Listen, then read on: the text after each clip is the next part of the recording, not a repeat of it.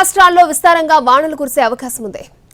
కోస్తాంధ్రతో పాటు తెలంగాణలో పలు జిల్లాలకు ఎల్లో అలర్ట్ జారీ చేసింది వాతావరణ శాఖ. దీంతో వాతావరణం కూడా చల్లబడే సూచనలున్నాయి. తెలుగు రాష్ట్రాల్లో రుతుపవనాలు విస్తరించాయి. ఇప్పటి వరకు సాధారణ వర్షపాతం నమోదైంది. కానీ ఉక్కపోతలు ఉక్కిరిబిక్కిరి చేస్తున్నాయి.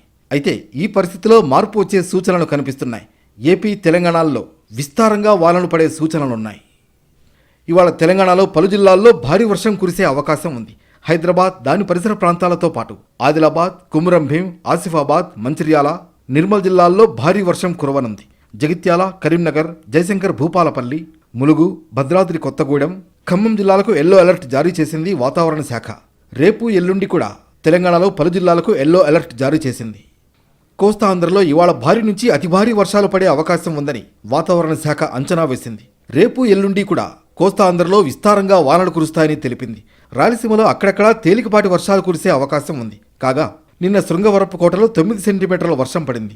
మందసలో 6 సెంటీమీటర్లు, అనకాపల్లిలో 5 సెంటీమీటర్ల వాన కురిసింది. రాయలసీమ విషయానికి వస్తే వెంకటగిరిలో 2 సెంటీమీటర్లు, తిరుపతి జిల్లా గూడూరులో 1, సూళ్లూరుపేటలో 1 సెంటీమీటర్ చొప్పున వర్షపాతం నమోదైంది.